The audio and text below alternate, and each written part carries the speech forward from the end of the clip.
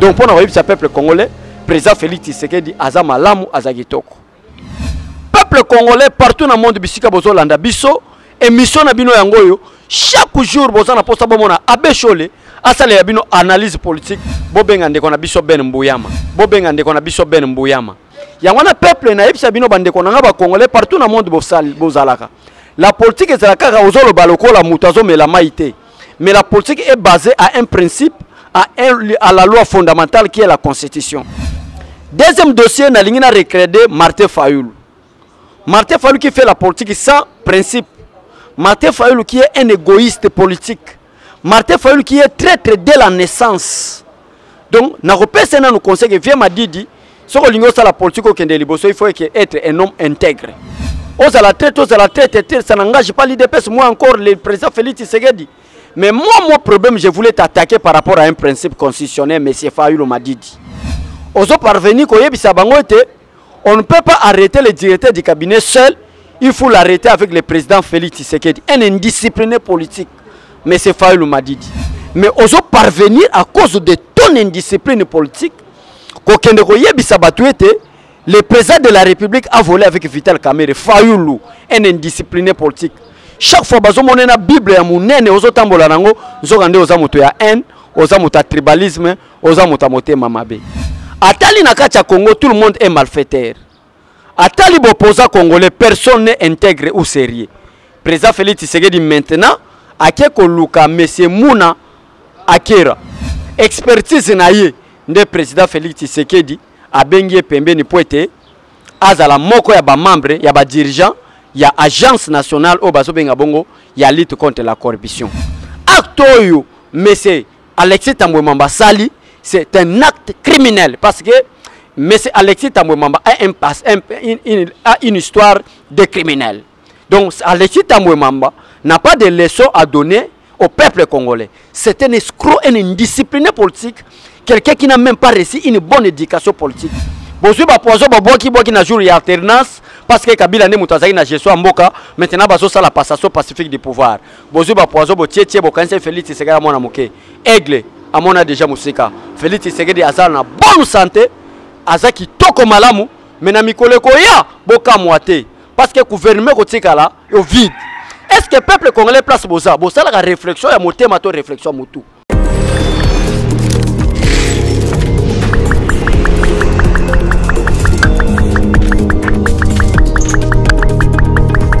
Bonjour, bandeko nyonso bazolanda biso partout dans le monde entier.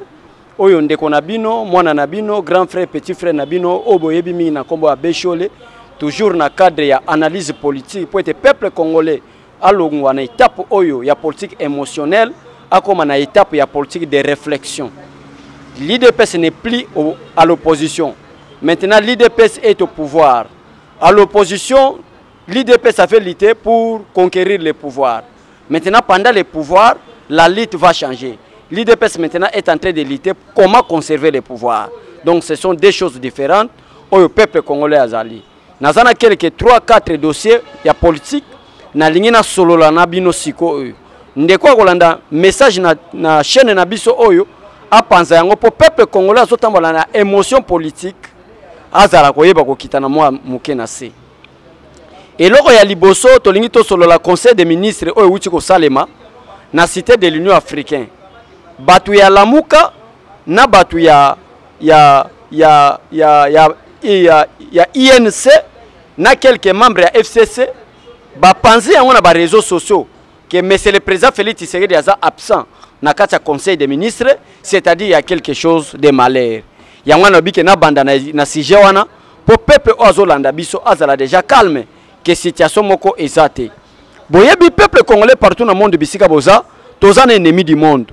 L'ennemi du monde maintenant bazo bengaye coronavirus ou bazo kata mukuse COVID-19. C'est à cause de cet ennemi du monde nde sale était président de la République. Moya banda kozwa plus de ministres à 65 ministres na Congo tozana bango pour passer la conseil des ministres ezate. Et comme maintenant système ministère au bazana poste année na sujet wana nde ba bensi ministère wana. Et le conseil des ministres est restreint wana ezalaki na kati dirigé par le président de la République. Mais salamaki par l'interférence, c'est-à-dire dans la radio ndenge koma boye nanzela ya ba interférence, c'est-à-dire ba vidéo par ba vidéo basali président azokamba conseil des ministres.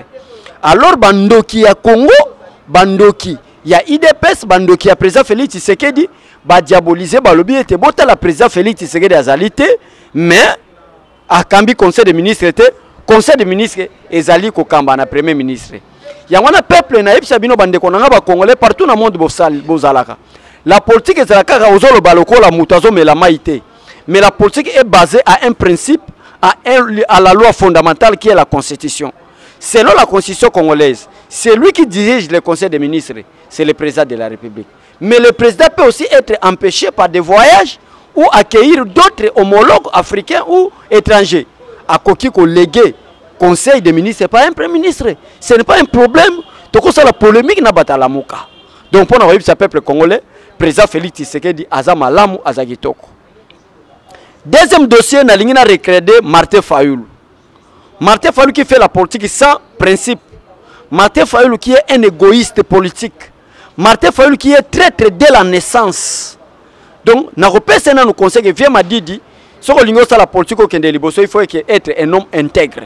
Tala le la président Félix Tshisekedi. Intègre naye et bandi wuta Tshisekedi wa mulumbaza vivant.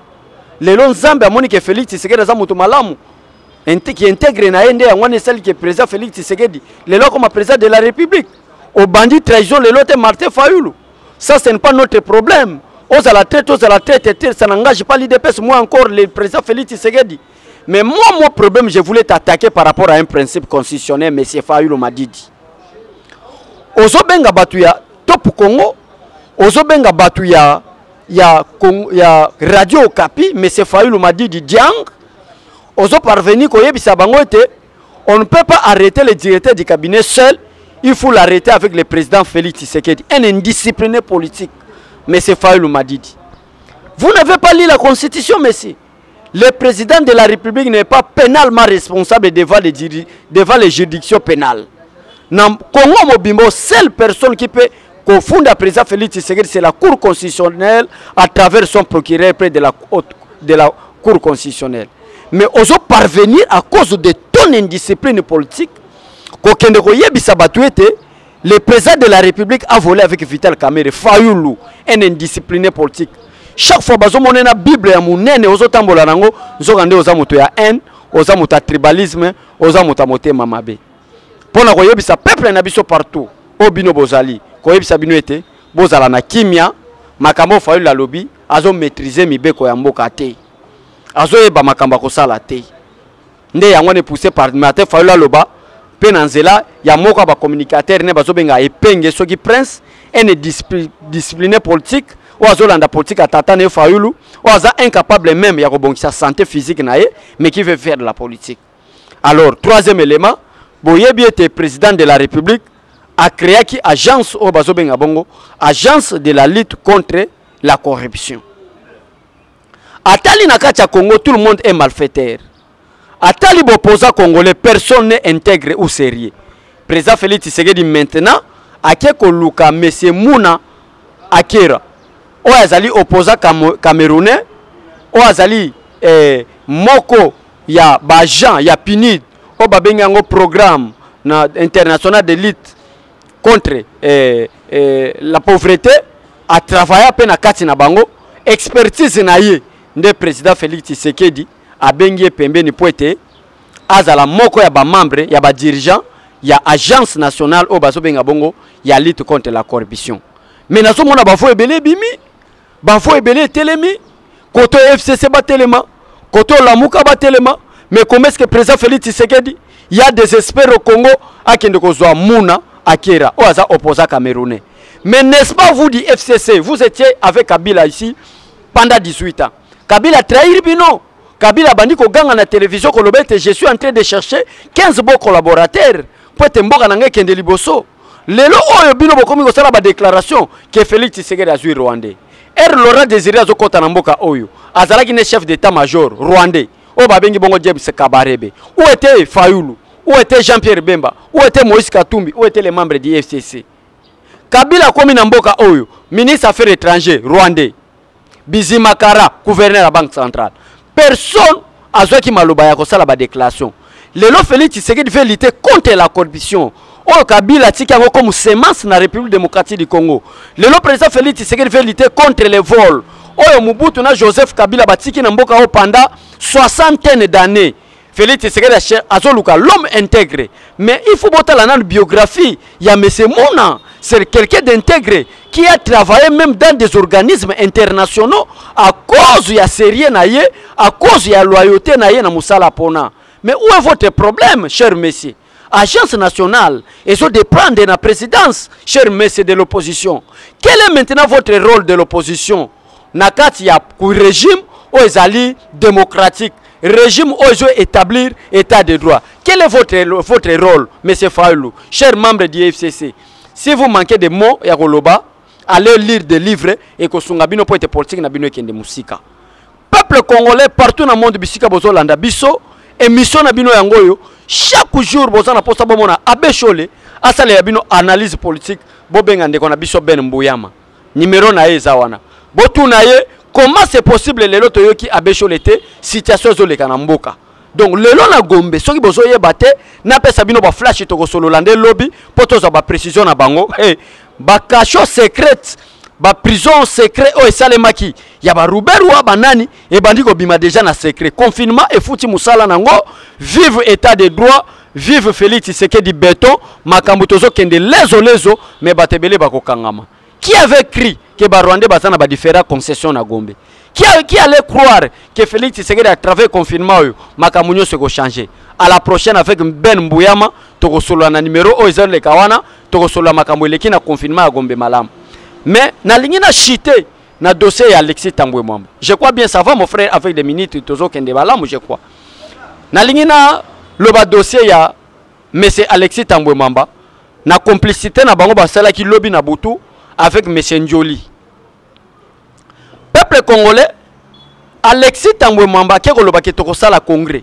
Date ya congrès de Geleki elinga ke sala malobi vendredi. Lelo to samedi en d'autres termes congrès ko sala matin. Babimisi même ba désinfectant baké ko désinfecter salle ya congrès baké ko désinfecter palais du peuple une très bonne chose basali mais congrès ko sale maté ba moni échec ya congrès parce que tango Alexis Tambwe Mwamba lobi ke congrès ko kotaka et ko kota mission na bango ezalaki en complicité na Vital Kamerhe qui viole même l'un des principes constitutionnels où M. Alexis Tambwe Mwamba devrait être arrêté. Maintenant qu'est-ce qui se passe Nakacha mboka na biso bamoni ete congrès ko sale maté allez baké ko zo expert na bango ya liboso monsieur Mamba o aza député national ya MLC Nakacha assemblée nationale pona ko luka ba motion lokuta ko interpeller Jean-Marc Kabundu na ba propos alobaki esimbité baké ko luka selo bango constitutionnaliste na bango qui veut interpréter l'ordonnance portant au même qui l'ordonnance qui avait décrété l'état d'urgence. Bakeko benga expert na bango Jacques Njoli au MLC comment encore amener des stratégies pour destituer le président de la République. Renon na bango nuisible et seulement qui depuis lobby na Butu nous avons des informations nakati muto a participé qui monsieur Bochap, monsieur Alexis Tambwe Mwamba, madame Janine Mabunda na expert constitutionnaliste na bango monsieur Jacques Njoli ya MLC. Qu'est-ce qui se passe? Comment accuser le président de la République? Comment destituer les institutions? Parce que Boyebi Malam, selon la constitution congolaise, à son article 68, reconnaît 4 institutions. Il y a l'institution président de la République, il y a l'institution gouvernement, il y a l'institution parlement et l'institution cour et tribunaux. Maintenant, l'IDPS aux élections avait réussi, obtenu seulement, gagné seulement l'institution président de la République qui dirige son excellence président Félix Tshisekedi. Maintenant, le kola ba shadari ba loba sute to buka bango. Ba komi ko loba ko sala lokola ba loba na moko ya ba principe constitutionnel poete bato baza lokola ba dirigeant ya ba institution baza na obédience ya FCC ba meka ko tcha ba koka jamp na gerso a président Félix Tshisekedi poete ba ko isai. Alors ba ko kokate peuple congolais parce que pouvoir ya Félix Tshisekedi to yebisa bino et utana nous na ba mérité et utana nous na bata mokilité et utana Dieu tout puissant. Ndena ko yebisa bino maintenant qu'est-ce qui se passe? Na makambo nyonso ba ngo ba sali to yeko comprendre que il y a violation de la constitution. ce qui était interprété par le président le jour où il a interpellé Janine Mabunda et Alexis Tambwe Mwamba. Peuple congolais n'a pas besoin de yinda mokolo ba interpellé ki bango. Maintenant, la communauté congolaise, le peuple congolais d'une manière générale, bisonu sotozana liloba moko, le procureur près de la cour de cassation doit interpeller M. Alexis Tambwe Mwamba pour outrage au chef de l'État. Ça c'est le premier dossier. Donc, peuple bozolanda biso partout, congrès kosa le matin, mais c'est que obiso tozana komema maintenant, ezali que la cour de cassation oyo bazana obédience ya ko interpréter le président du Sénat, ya ko bengisa même la présidente de l'Assemblée nationale, acte oyo monsieur Alexis Tambwe Mwamba sali, c'est un acte criminel parce que monsieur Alexis Tambwe Mwamba a une histoire de criminel. Donc Alexis Tambwe Mwamba n'a pas de leçon à donner au peuple congolais. C'est un escroc, un indiscipliné politique, quelqu'un qui n'a même pas reçu une bonne éducation politique. Nous les autres, là, tant que le politique, nous sommes un mentor, nous sommes un Tshisekedi wa Mulumba. Au nom du respect, que tu finis à mon conseil, nous sommes bokate, tu bois koloba bensalité. Mais tant que nous sommes Alexis Tambwe Mwamba zoloba, et sorti n'angana qualifié, mais n'a finga été. Avec Alexis Tambwe Mwamba, un papa de 3e âge, mais sous sanction de la communauté internationale, c'est-à-dire de l'Union européenne et des États-Unis d'Amérique. Qu'est-ce que Alexis Tambwe Mwamba a comme modèle dans le peuple congolais? Alexis Tambwe Mwamba n'a pas de leçon à donner. Donc, peuple congolais, tant que bisoto yebisaki bino, que so ya kamere et cause à la prison bondima rete.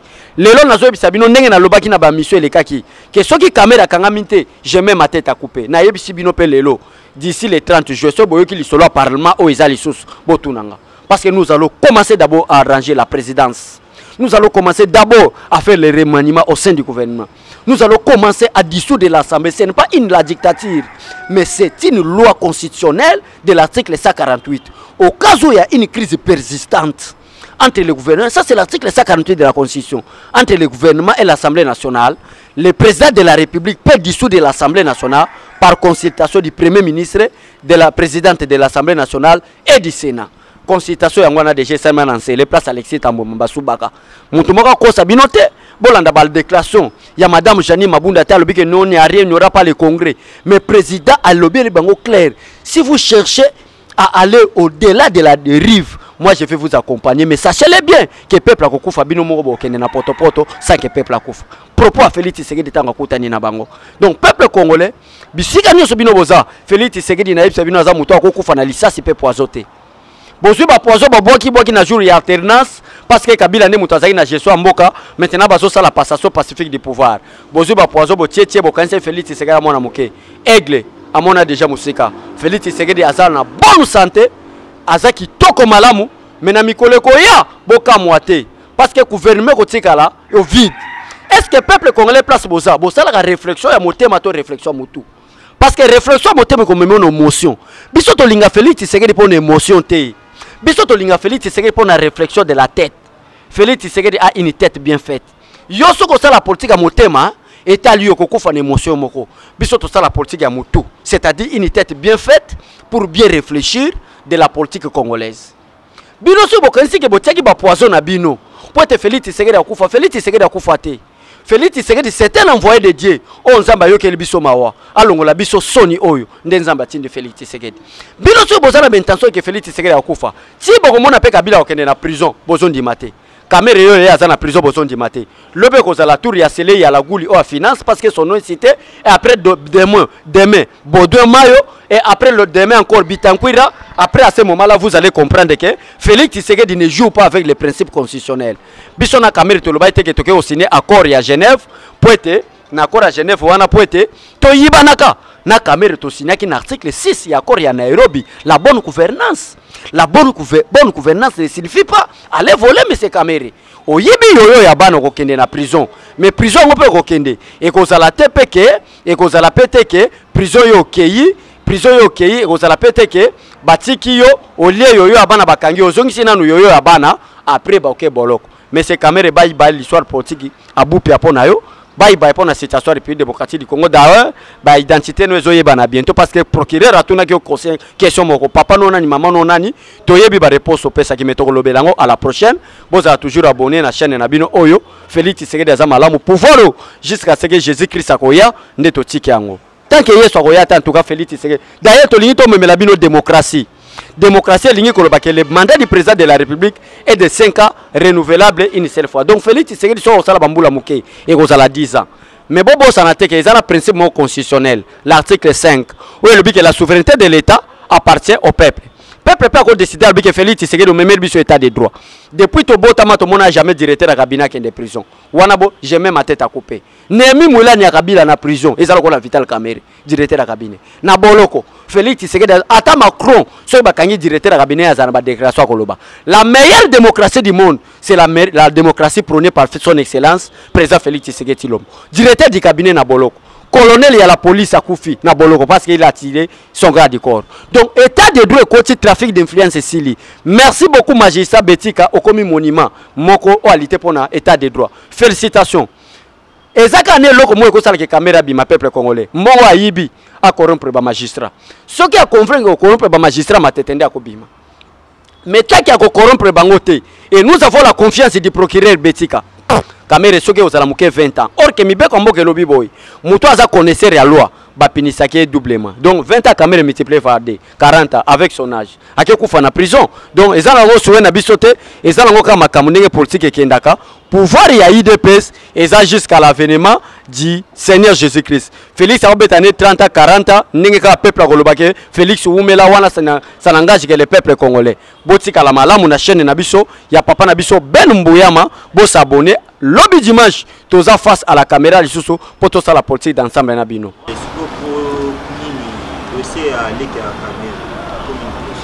Leka Kamere peuple congolais abimi libanda mbokate. Azali kaka affranchir nanu libanda frontière te.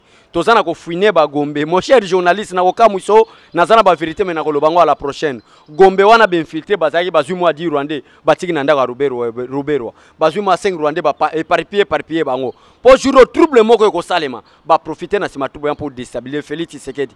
Mutu azwa sagesse à Salomon intelligence. Félix Tshisekedi a comprendre. To kolobango à la prochaine boze la confirmer si là. Boko vivre fati. 200 et 2000 soldats rwandais ba yi pour libération peuple congolais caméra a libéré n'est que par la justice. Les militaires d'abord la République démocratique du Congo est lourdement armée plus que les Rwanda. Ça je vous dis la vérité mon frère. Rwanda soka sakana kina Congo n'est pas Joseph Kabila pour essayer qui coopération na bango. Mais c'est Kagame ne confondez pas un mal éduqué de Joseph Kabila avec quelqu'un qui est bien éduqué comme Félix Tshisekedi. Félix Tshisekedi azana tatana mama résidence ne yebani na limité. Mais Joseph Kabila est journaliste opposé à question sur notre tata nani ou le Laurent Désiré Kabila. Or que Etienne Kabila est au Haï. Alors que tu es moi na Kabila tena combat Joseph Kabila. L'histoire est retenue Makambo. L'avenir nous donnera aussi raison. Félix Tshisekedi a reçu une bonne éducation. Donc mais c'est Kagame ne confondez pas des choses. Papa na zoe bisayo les jours que ba militaire rwandais. Oyebi pourquoi biso ba congolais to yebi malamu ke guerre ya est à pays ezalaki infiltré à Rwanda. Mais du fait que tu as éducation à Malamu, ya papa na biso Etienne Tshisekedi, les Rwandais avaient utilisé les Congolais. Parce que ceux qui ont utilisé les Congolais, ils ont une guerre d'agression. Il y a une guerre d'agression pour utiliser les Congolais. Les Congolais ont Jean-Pierre Bemba Yabino. Bambousa Nyamwisi Nabino. Bakomi Kosala, Alexis Tambwe Mwamba, président RCD. Basali ba déclaration en tant que Congolais. Rwanda batami simana bango. Mais Rwanda so aza mobali peuple congolais partout Bolanda biso ataba militaire. Omona bana afati ba uti Israël papa. Kosala ba jeté. Jedo kingwaza ko ganga. Esperté numbi ya tobola pine ya conseiller ya chef de l'état na Gombe aloba ke kalate to benga na bino tuna ya kanga munoko pona nini Shadari ndeko na bino Shadari o asala ba déclaration alobi ke nous allons créer des crises institutionnelles, nous allons déstabiliser des institutions. Tuna Shadari vie Shadari ozawapi caméra ngo ko sala so déclaration te akenda calme. Maintenant les stratégies de Kabila avec Vital Kamerhe c'est quoi? Utiliser bateau bazana kacha ben institution parce que le président Félix Tshisekedi a déclaré la séparation du pouvoir. Ce qui Félix Tshisekedi a s'amêlé na ba faire ya ba pouvoir ba tunso baloba c'est un dictateur. Maintenant comment est-ce que Kabila est en train de fonctionner? Kabila maintenant est en train de fonctionner à travers Vital Kamerhe na ba Chantini Ngobila na ba Nini Oyo. Ce sont des paroles que Félix Tshisekedi ne peut pas parler dans les médias parce que baloba ça c'est quel président na cabinet na zolo ba déclaration. Mais je vous dis ce qui est vrai. Alors la meilleure façon que Félix Tshisekedi peut travailler, c'est l'établissement d'un état de droit qui stipule que la justice est indépendante. Depuis qu'on a arrêté Vital Kamerhe, est-ce que vous avez déjà entendu la déclaration du président Félix Tshisekedi? Ça prouve c'est quoi l'état, l'établissement d'un état de droit. Donc, dès qu'on a un journaliste rwandais ba kotate, ba bezo bazo sala wana ceux qui ba oser, même la communauté internationale ba ben en guerre d'agression. Et Rwanda ndé ko monisa make complicité za ki makasi na sipso baza ko soupçonner azo travailler derrière ba congolais. Donc peuple congolais partout boza boye ba malamu ke fatia za béton. Rwanda ko komate soki lelo to signer Rwanda na guerre na Rwanda ko kokate parce que président Félix Tshisekedi azana ba lié nan plus puissant l'Angola et notre allié n'habite sur l'andi déclaration à président angolais par rapport à l'arrestation à Vital Kamerhe na président Uhuru Kenyatta basala ba déclaration na bango balobi l'accord de Nairobi ne signifiait pas aller voler. L'accord de Nairobi signifiait bonne gouvernance pour l'intérêt du peuple congolais. Rwanda ko kote la pinde konanga. Donc peuple congolais tous à toujours en éveil. Ça je vous dis la vérité. Ndekonanga comment on est na luba boete. Bate beleta on a ipsa bango na za mutabandu ndo bandi mate baluba. Mutabandu ni na luba rebele boy. Ozala muluba. OK na muluba te je vous dis la vérité. Félix azala muluba te nous allons les soutenir jusqu'au bout. Ce qui confirme aussi le monde ngana za déjà na biya Lubumbashi. Bana Palma de bois machipicha balubi ke papa yaka. Lubumbashi na ebité. Balubi ke izaka Palma de bois machipicha. Président Bécho les sala tout kita Lubumbashi. Toi na posa mobilisation tout kende tina front parce que Félix Tshisekedi est le dernier cartouche pour sauver le peuple congolais. Dès que nous avons perdu Félix Tshisekedi, sachez-le que nous devenons des esclaves. Mon frère, et Seigneur beau véhiculer un message partout dans le monde. Dès qu'il y a l'absence de Félix Tshisekedi au Congo parce qu'il y avait que deux personnes. Oh baza ba tiaki ba vina ba on peut te ba kufana mboko. Félix Tshisekedi na Etienne Tshisekedi wa Mulumba. Il n'y a aucune différence entre le père et le fils. Mais il y a une petite chose où ils ont différencé. Bato Balingetian Tshisekedi wa Mulumba.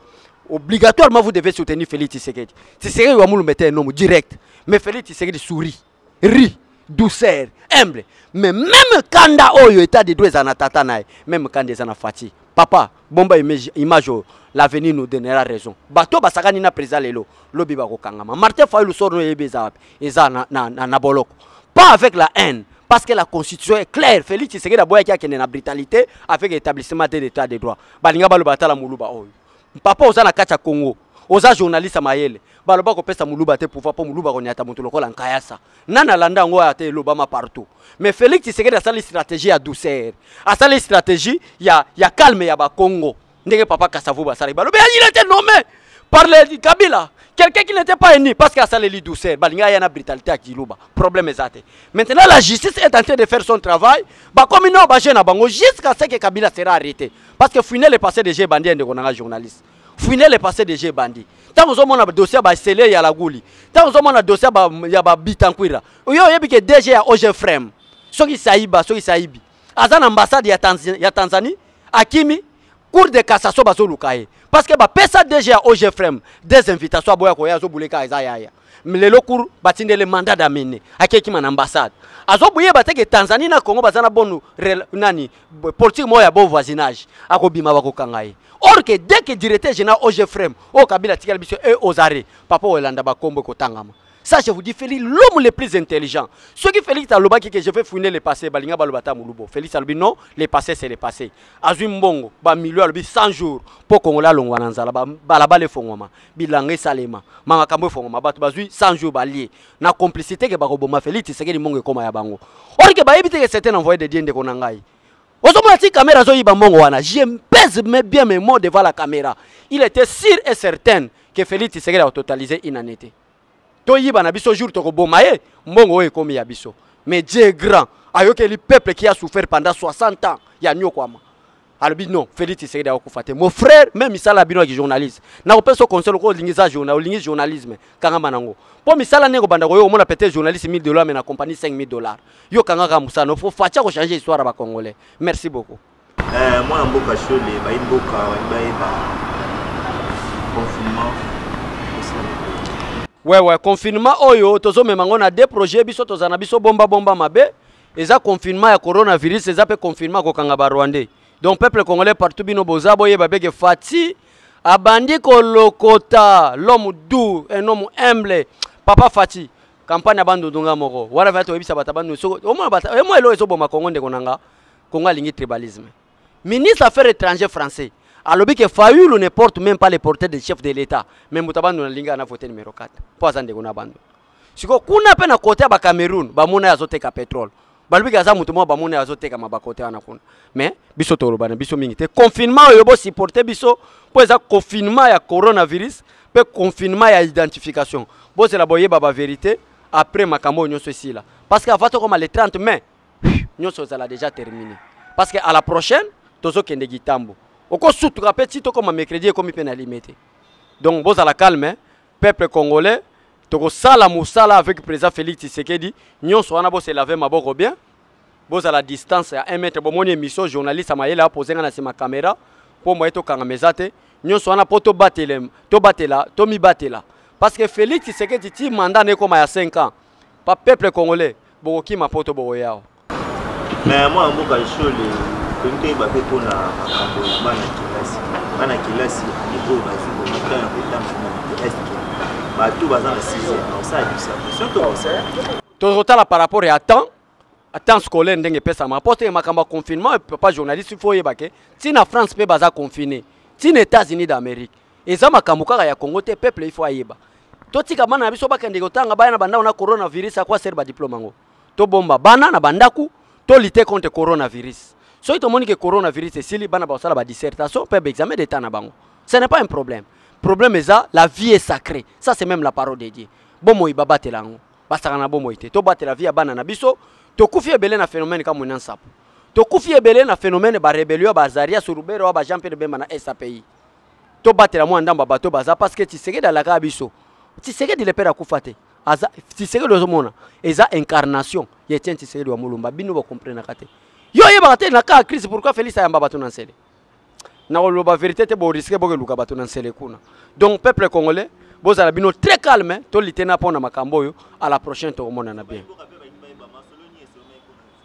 nansele entre Alexis Tambwe Mambana Jani Mabunda Félix Tshisekedi akina gangila banganta ke garde de la nation yo lingi na lobaka na TV noke inani Alexis Tambwe Mambana subaka yo mona ka zoka su micro lobaka si mwana mwasi yo nani Jani Mabunda ndia azoko kota président s'il vous plaît vous voyez président gangeli Alexis Tambwe Mambana lokola mwana moke et Félix Tshisekedi na coutume na bango et ça soka siliki a gangeli o carrière esili soki tembe tuna mundeko na biso secrétaire permanent o babenga Likofi ya Kabila Mova Sakani ayoka na isusu tunaye ko sirko yebi mese ko sirko shadari yo mona ayoka na isusu po Félix ateka musafika bo alobi lo talbi monsieur shadari kao na politique avenir ko pesa nga raison mona kao ya Alexis Tambwe Mambana ba assemblée nationale wana ba sena biso neto dirigeant parce que l'homme intègre habite l'IDPS si vous n'êtes pas à l'IDPS c'est que vous n'êtes pas intègre yo monte merci beaucoup mon vieux Franck Diongo a comprendre biki na lingana ko mo sérieux ko landa la muka tika na landa bata secret IDPS so bandi ko landa ba déclaration te vous allez tous changer ba propos na bino mais avec la repentance merci beaucoup bande konanga Félix Tshisekedi merci beaucoup notre président son excellent chef de l'état nzambe abomba yo abomba na libota na yo mama Marthe nzamba zo lukumu nengo botela biso l'homme le plus sage et le plus intelligent en Afrique merci beaucoup.